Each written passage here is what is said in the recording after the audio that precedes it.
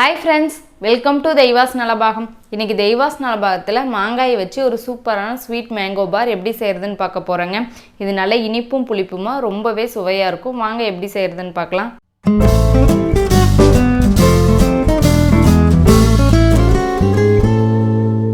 First இந்த recipe பண்ணுறதுக்கு நான் கிளிமூக்கு மாங்காயை மீடியம் சைஸ் மாங்காய் ஒரு 3 மாங்காய் எடுத்திருக்கேன். நல்லா கொஞ்சம் புளிப்பாக இருக்கிற மாங்காயே எடுத்துக்கோங்க, அப்போ தான் இந்த ரெசிபி ரொம்ப சூப்பராக இருக்கும். இப்போ மேலே இருக்கிற காம்பை கட் பண்ணிவிட்டு தோலெல்லாம் நம்ம சீவி எடுத்துக்கலாம். தோல் எதுவும் இல்லாமல் நல்லா க்ளீனாக எல்லாத்தையும் சீவிடுங்க. இப்போ இது போல் சீவியாச்சு. இப்போ மாங்காயை கட் பண்ணிக்கலாம். இந்த மாதிரி கட் பண்ணிவிட்டு நல்லா ஸ்லைஸாக அரிஞ்சிக்கலாம். நல்லா நீல வாக்கில் ரொம்ப மெல்லிஸாக வெட்டிடாதீங்க, அப்போ வந்து குழஞ்ச மாதிரி ஆயிரும். இந்த அளவுக்கு நல்லா வெட்டினா போதும். இது போல் எல்லா மாங்காயும் வெட்டியாச்சு. இப்போ வந்து ஸ்டவ் ஆன் பண்ணி ஒரு பேன் வச்சுட்டு இதில் வந்து இந்த மாங்காய் மூழ்கிற அளவுக்கு தண்ணி சேர்த்துக்கலாம். நீங்கள் எடுத்துக்கிற மாங்காய்க்கு தகுந்த மாதிரி நீங்கள் தண்ணி சேர்த்துக்கோங்க.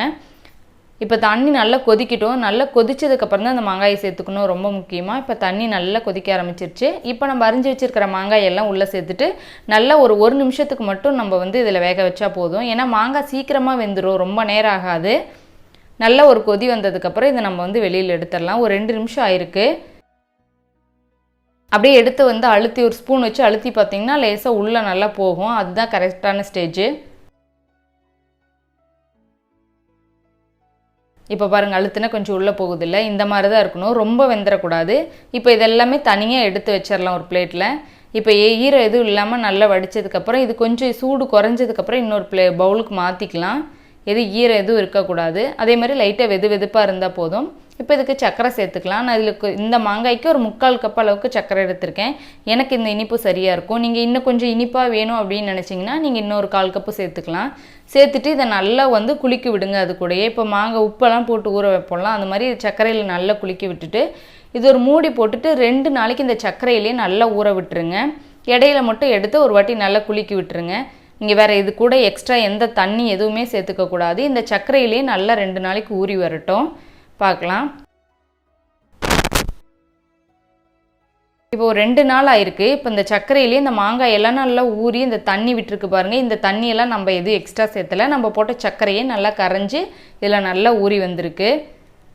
நல்லா 2 நாளைக்கு இதில் ஊறிடுச்சு. இப்போ வந்து இது தனியாக இந்த மாங்காயை மட்டும் எடுத்து தண்ணி விட்டுட்டு இதை நல்லா ஒரு பிளேட்டில் நல்லா எடுத்து ஓரமாக எல்லாம் தனித்தனியாக வச்சிடலாம். இப்போ நல்லா எடுத்து பரப்பி விட்டாச்சு. இப்போ வந்து உங்களால் ஃபேன்லேயே கூட இதை வச்சு 2 நாளைக்கு காய வச்சுக்கலாம். இல்லை வெயில் இருக்குது, நம்ம வெளியே வைக்கிற மாதிரி இருந்தால் ஒரு நாள் வச்சா மட்டும் போதும்.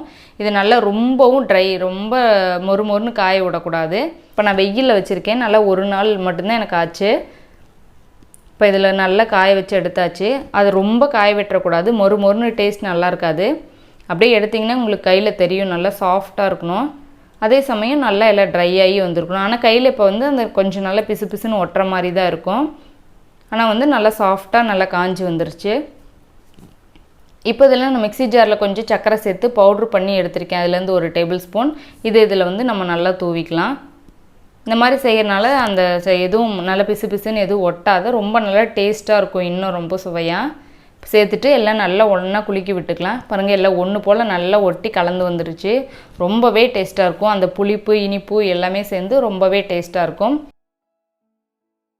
முக்கியமாக ரொம்ப வேக வச்சிடக்கூடாது, அதே சமயம் ரொம்பவும் காய வச்சிடக்கூடாது. பாருங்கள், இந்த மாதிரி பிச்சை நல்லா சாஃப்டாக இருக்கணும். சாப்பிடவே ரொம்ப டேஸ்ட்டாக இருக்கும்.